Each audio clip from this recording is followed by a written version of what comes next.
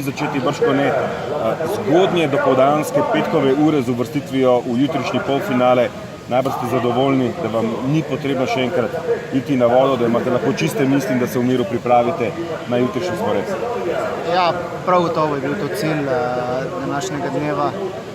Zaradi tega, ker imamo že v bistvu dolgo sezono, čeprav smo imeli velik premor vmes, ampak kljub temu smo trenirali na polno.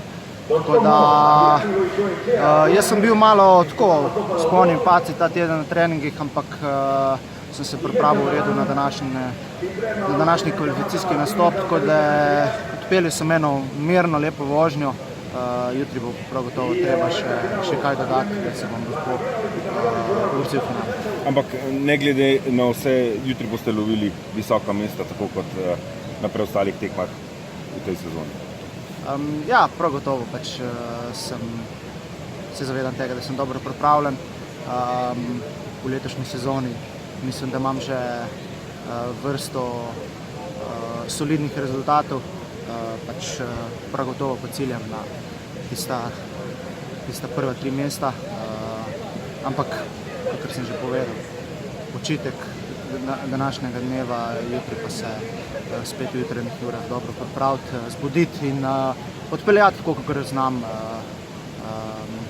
v tej sezoni. Še nekaj besed o progi, pretok je manjši kot v Tacnu, so zato recimo brzice lažje obvladljive v tem primeru? Ne, niso lažje.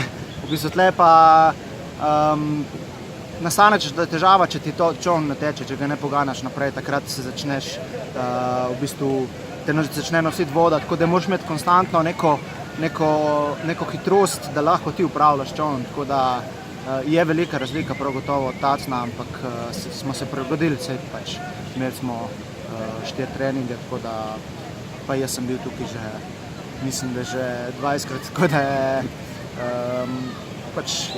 treba se prevati, ampak mislim, da smo to osvojili.